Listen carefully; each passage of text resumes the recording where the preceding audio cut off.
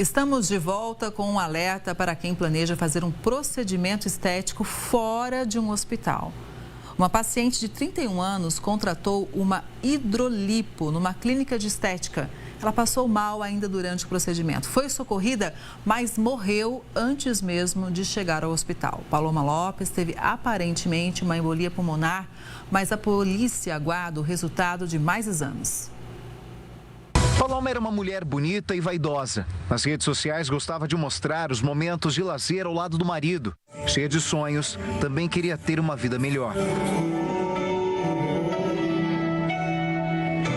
De forma trágica, o sonho foi interrompido. Aos 31 anos, a jovem morreu depois de passar por um procedimento para retirar gordura da região da barriga e das costas. O procedimento, conhecido como hidrolipo, costuma ser menos invasiva do que a lipo convencional. A cirurgia pode ser feita fora de um hospital, sem uma UTI.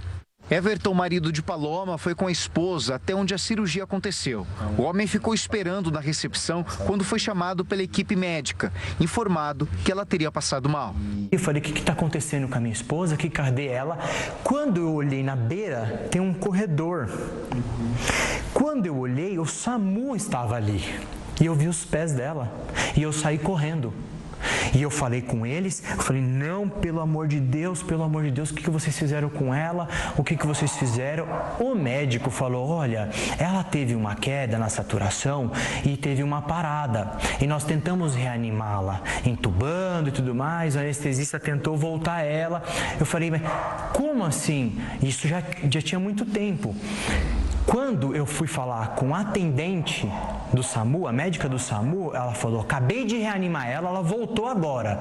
O estado é muito grave e ela tem que ir imediatamente para o hospital. A clínica onde Paloma foi operada fica na zona leste de São Paulo. Ela foi levada de ambulância para um hospital. Segundo Everton, durante o trajeto, ela teve uma segunda parada cardíaca. O boletim de ocorrência informa que a possível causa da morte de Paloma seria uma embolia pulmonar. Mas a Polícia Civil aguarda exames mais conclusivos. O marido contou que o procedimento custou aproximadamente R$10 mil e que a recomendação foi feita por meio de um aplicativo de conversa na internet e que a cirurgia foi fechada pelas redes sociais. Josias Caetano, o médico responsável, já foi citado em complicações estéticas de outras pacientes. Há pouco mais de um ano, o apresentador Roberto Cabrini conversou com algumas mulheres que se diziam vítimas do médico. Ao menos 31 pacientes já procuraram a polícia para denunciar o cirurgião. Caroline Santos, 28 anos, cirurgiã dentista. O que fez a senhora confiar no Dr. Josias? Eu fui pelo Dr. Josias pelo valor. Quanto a senhora pagou? Eu paguei em torno de uns R$7 mil. Qual era a sua expectativa? Ficar com seios grandes, bonitos, totalmente ao contrário do que ele me deixou. Nós conversamos com o médico Josias Caetano e com o advogado dele. Os dois trouxeram explicações sobre as possíveis causas da morte de Paloma e rebateram as acusações feitas por outras pacientes. O advogado informou que Josias foi inocentado de todos os processos que enfrentou até agora. O que mais nos chamou a atenção desses casos eram pacientes que já tinham elogiado o doutor, pacientes que estavam satisfeitas com resultados, se juntando num grupo para denunciar o doutor. O doutor Josias foi absolvido em todos os inquéritos policiais até agora. Todos. O doutor Josias foi absolvido em todas as sindicâncias do CRM até agora, as que foram concluídas. Ele não foi condenado em nenhuma. O doutor Josias, em 25 anos, ele não teve uma representação aceita no CRM.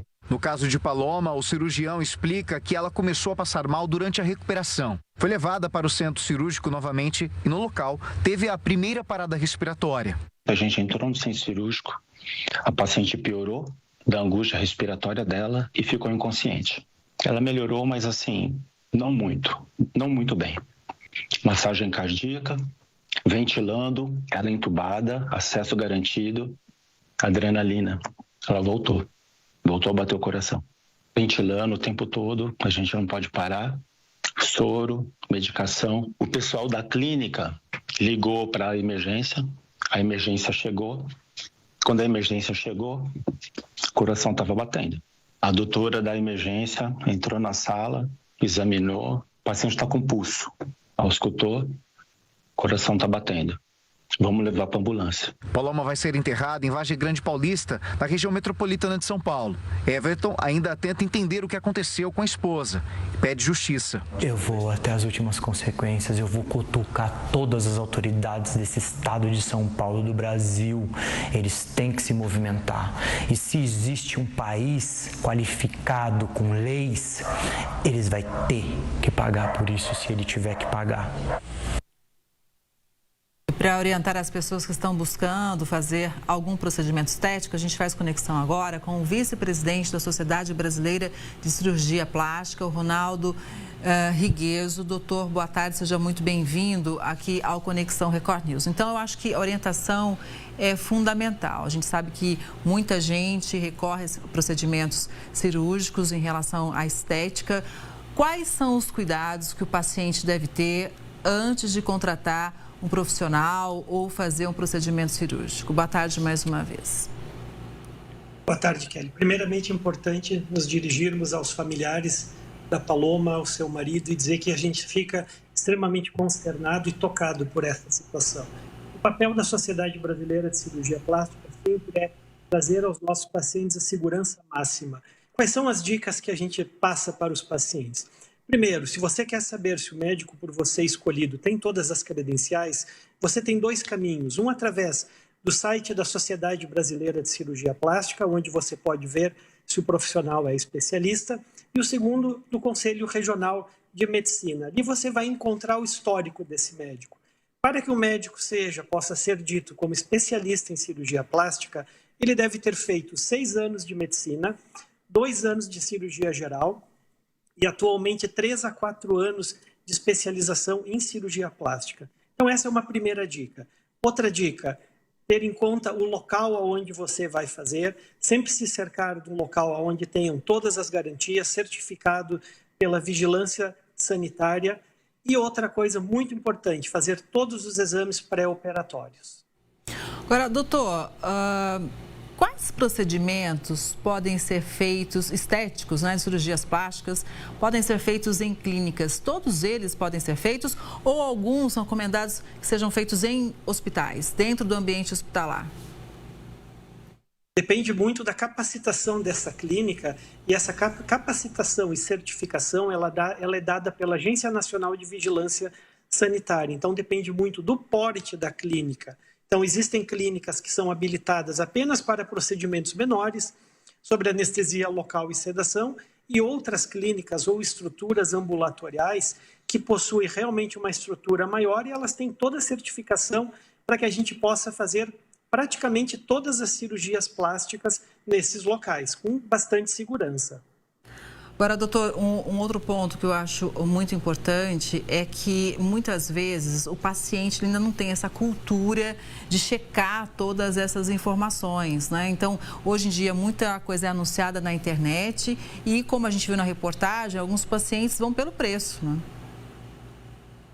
Exato, né? O Conselho Regional de Medicina Federal, a gente não existe uma tabela de preços, mas a gente adverte para os pacientes que sempre que algo está fora do razoável, eles desconfiem, porque normalmente pode ser o caso que algum critério, algum parâmetro de segurança esteja sendo um pouquinho mais relaxado, mas não há uma taxação, não há um preço mínimo para determinado procedimento. O profissional, ele tem livre, ele pode cobrar aquilo que ele considera justo pelo seu ato. Então, os pacientes, se eles buscarem o histórico, amigas, pessoas que fizeram isso, que já passaram pelo procedimento, obviamente que essa é uma informação bastante importante. Mas o que a gente vê que hoje, em grupos de WhatsApp, muitas vezes em páginas apenas de Instagram, onde a realidade médica, muitas vezes, ela é inclusive modificada por filtros, por fotos com efeitos de luz e sombra.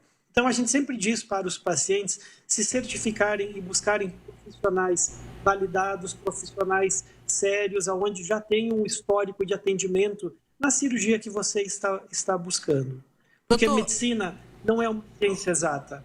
Exato. E até por não ser uma ciência exata, quais pacientes não podem passar por cirurgias plásticas. Por exemplo, quem está acima do peso demais, né? Qual que é a orientação? Quem que tem que ser, assim, evitar passar por esse procedimento por algum motivo? Olha, o que não é que seja uma proibição, mas são critérios de segurança que a gente vai fazendo isso. Por exemplo, o índice de massa corporal, que é quando a gente divide o peso sobre a altura ao quadrado, ele é um indicativo e ele é um parâmetro.